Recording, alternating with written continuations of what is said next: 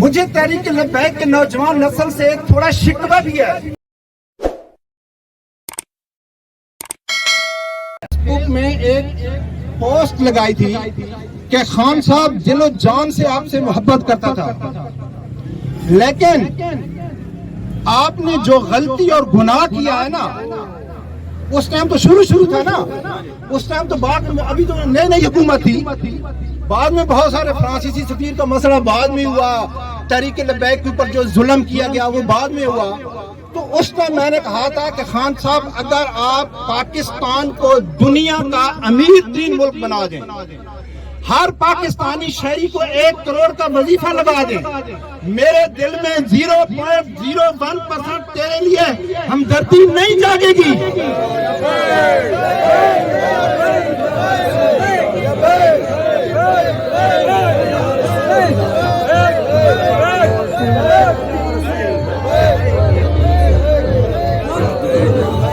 اور الحمدللہ 3.5 سال ہو گئے، ایک پل کے لیے میرے دل میں اس کے لیے ہمدردی نہیں جاگی،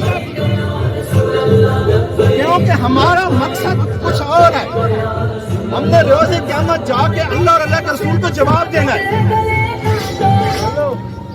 تو بھائیوں، بات یہ ہے کہ ابھی انڈیا میں جو وہ ساتھی ہوئے، آپ لوگوں کو معلوم ہے کہ جس حوالے سے ہم یہ تحفظ ناموس رسالت کی ریلی نکال رہے ہیں، احتجاج کر رہے ہیں، تو پاکستان کے ہر سیاسی آدمی نے مذمت کی، لیکن انڈیا کو کسی کی تکلیف نہیں ہوئی.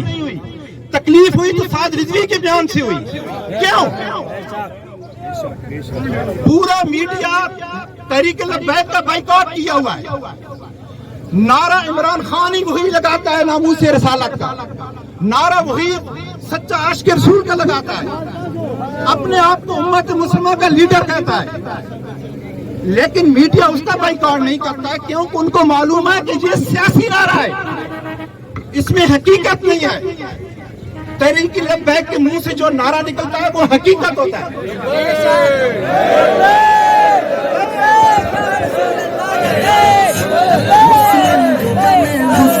ذلت ہی مقدر ہے، مسلم جو بنے بزدل ذلت ہی مقدر ہے، مسلم جو بنے بزدل ذلت ہی مقدر ہے، مسلم جو بنے بزدل ذلت ہی مقدر ہے. رسوائی امت پر خاموش نہ بیٹھیں گے، رسوائی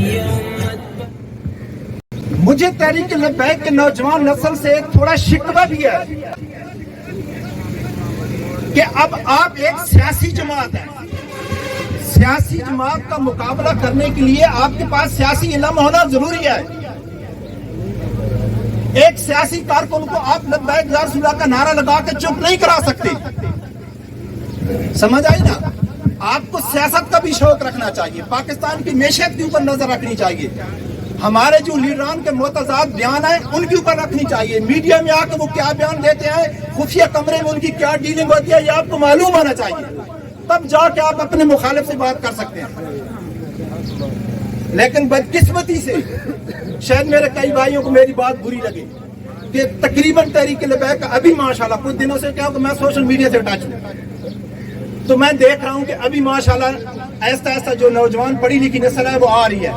نہیں تو اس سے پہلے وہ سیاسی طور پہ دلچسپی نہیں لے رہے تھے، لیکن ابھی آپ کو معلوم ہونا چاہیے کہ تحریک لبیک ایک باقاعدہ ایک سیاسی جماعت ہے. آپ نے ابھی سعد رضوی صاحب کے آپ تقریریں سنتے ہوں گے، چکوال جلسے میں موجود تھا، تو اس نے کیسی تقریریں کی، کیونکہ اب ہم نے جو ہمارے حریف جماعتیں ہیں نا، پی ڈی ایم ہو گئی، پی ٹی آئی ہو گئی، جو پی ٹی آئی کی سوشل میڈیا ٹیم ہے، آپ لوگوں کو معلوم ہے، آپ سوشل میڈیا استعمال کرتے ہوں گے، تو وہ کیسے پراپیگنڈے کرتے ہیں، کیسے الزام لگاتے ہیں. ابھی وہ کیا کہتے ہیں کہ بھائی کہاں گئے تحریک لبیک والے. یار آپ کو خوش ہونا چاہیے، وہ طنز نہیں کر رہے، آپ خوش قسمت ہیں، کیونکہ اللہ کی ذات نے ان کو ہمت نہیں دی، ان کو طاقت نہیں دی، ان کو غیرت نہیں دی، یہ صرف تحریک لبیک والوں کو ملی ہے.